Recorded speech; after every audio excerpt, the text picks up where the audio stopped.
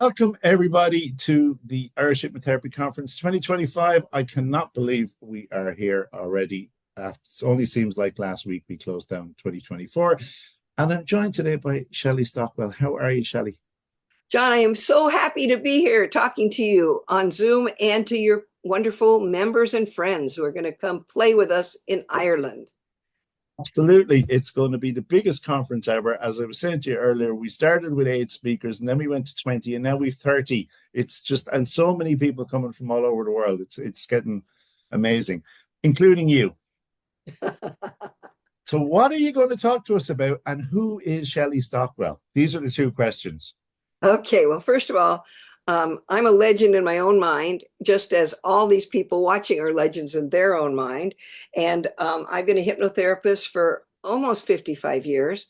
I became a hypnotherapist when I was a TWA stewardess, and I only hypnotized pilots and flight attendants in the day. And I finally quit the airlines and became a full-time hypnotherapist.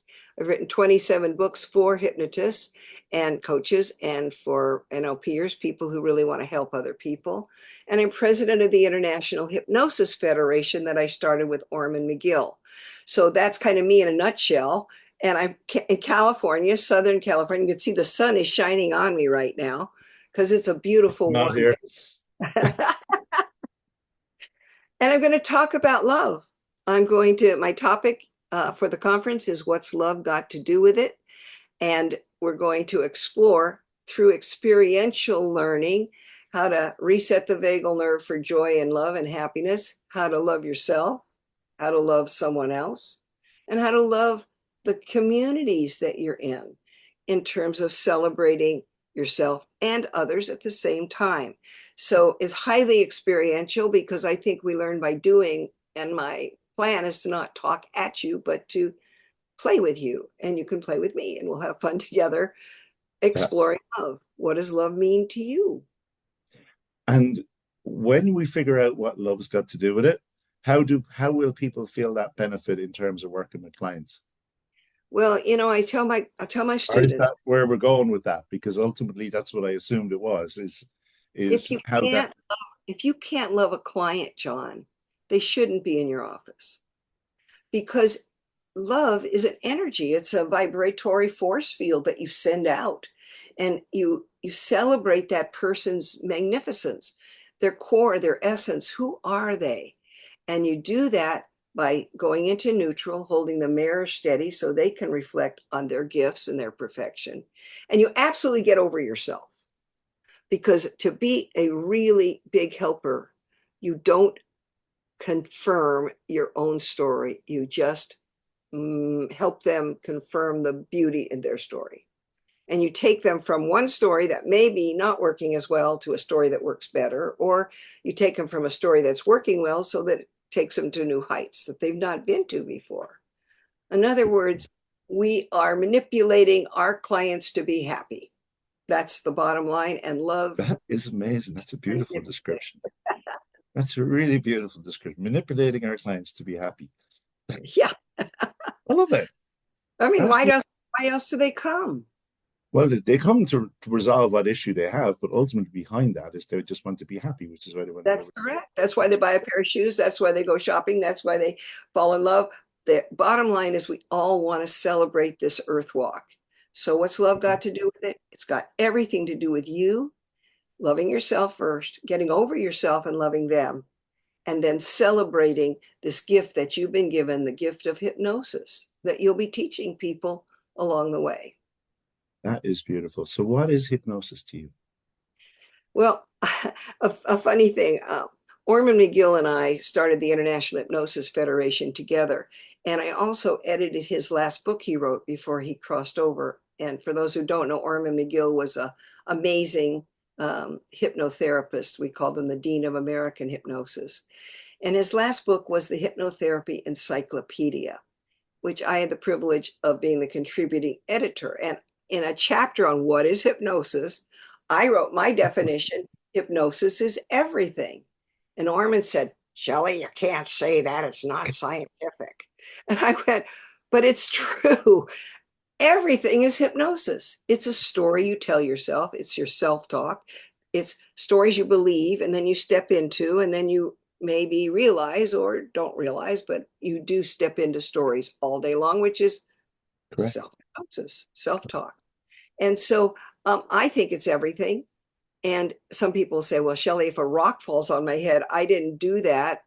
Well, no, but how you react to the rock on your head is you, and That's the key. you should Yeah, tell yourself. that's the key, isn't it? Yeah. Yeah. So, to me, hypnosis is a phenomenon. It is an experience. It is a happenstance. It's like mind. We don't know what it is. We don't know what electricity is. We don't know what hypnosis is. We know how to use these things. Ideally, we know how to use these things. Absolutely. That's a separate conversation altogether. But, we are part of a big community all over the world. Yeah. Hypnotherapists and hypnotists and coaches are teaching people to use the gifts that are hidden within them for good. Now, there are some bad hypnotists that are teaching people to manipulate people for bad, but we're not those people. Correct. We're the people who are joining together to celebrate the gifts that humanity holds and help people to be on the top of their game in joy and harmony. I think that's it in a nutshell. That is wonderful. I like that. I love that. And have you always been interested in hypnosis? Obviously, you've been doing it for 50 years, but even before that, was the mind something that was always fascinating you? When I was, I think I was probably 17 or 18. I was hypnotized by a woman named Pat Collins at Hollywood and Vine. And it was on stage, and I was between two chairs, and a man was standing on me. And as I was laying there, I said to myself, maybe I'm hypnotized. I don't think I'd be normally doing this. And I thought, this is such a weird experience. And then I didn't think about it again for several years until I went to a hypnotist. And he was actually a terrible hypnotist, but I didn't know any better. And he counted back from 100. I'm on a recording yet. And I didn't eat sugar for a year after he said, this was his full suggestion, John, don't eat sugar. That was it? That was it. From And 100 down to one, don't eat sugar. I didn't eat, just he said it one time, and I didn't eat sugar for a year. And I went, I've got to know how this works. And that was my quest. And that was probably 53 years ago. Wow. And I went on this quest. And in those days, nobody would tell you how to do it. It was very frustrating.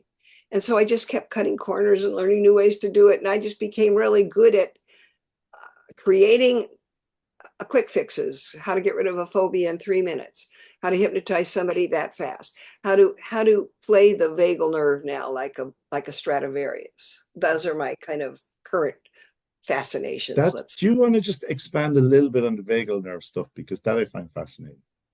Sure. Well, I just wrote a book called Vagal Joy, If You Have the Nerve, and it's the art and science of hypnoneurology. And the weirdest thing is that I always thought anyway, that emotion happened and then your neurology fired off, but it's the other way around. Your internal environment, what you're eating, what you're drinking, how you're treating your body, your external environment, the world around you and the people around you, are influencing your neurology to say safe or danger. Yes. If your neurology fires off danger, you send out stress hormones, cortisol and other things that make you feel sick and actually make you sick and die. If you get happy hormones, which are endorphins or enkephalins and other hormones, then the neurology fires off the glands for feeling good. If you feel good, you're healthier, you're more energetic, you're clearer minded. So how do you do that instantly? Well, here's a little example. John, you ready to try something? Really? Let's go. Think of someone that annoys you. You don't have to tell me who it is. Somebody who annoys you. Are you thinking of this person? Okay. Think of them real well. Take your ears and pull them out like this. Just pull them out. Take a deep breath and go, ah. Let go of your ears. They're gone. You can't find them. Isn't that weird? Just a bit. Is that weird? Yeah, it is. It is. Okay. Like I know psychology physiology changes your psychology. Is that what we're doing here, or is that just This stimulates the vagal nerve, likes some things. It likes the out breath. eh? It likes an affect, like if you smile, Yeah. the affect has an Okay, so effect. it's the same thing. It likes it if you play with your ears. It likes it when you put your hands up. It likes a zillion things that you do. And that's what the book teaches, is Okay. how to play the vagal nerve like a Stradivarius, so that your life is this harmonious music of joy. That's what that's about. So, I'm really smitten with the vagal nerve right now. Absolutely. And I think you and I will have more detailed conversations of that, because I would do a lot of medical hypnosis types that work with people who have medical issues. So yeah, I'll explore a little bit that further with you as we go along. Awesome. Awesome. Good job, John. You know, Um, you do a lot of good for a lot of people. uh, so, and the other side of this now is that, as we were talking before we pressed record, um, is you're planning on taking people around the country, because That's you're going right. to be here for about a week afterwards. Correct. And so I want to invite anyone who's coming to the conference to join us. We're going to spend 5 more days at that hotel, or 6 days. And then we're going to rent a van or whatever it takes and do some sightseeing. So in the morning we'll meet, and then in the afternoon we'll take tours. It'll be Or like a somewhere. fest of like-minded people, and we'll all get to share our wisdom and knowledge with each other post-conference. That's kind of the agenda that we have right now. So it's a hypnosis shows around Ireland for the week after the conference. Correct. Correct. Prompt you ones as we go. Yes, and if we get lucky, we get John to come with us as our tour guide. I'm sure we'll organize that. I'm sure we'll organize that. Listen, Shelly, I can't wait to see you in Dublin. I can't wait to meet you in Dublin. It's going to be great fun. And thank you so much. And people are going to love your talk. It's going to be amazing. I can't wait to Right? see everybody, and maybe even visit a fairy circle or two. Yeah, we might find one or two of those around the place All somewhere. right, look forward to it. Right. All right, wonderful talking to you, John, and bye, Thank everybody. you. Bye.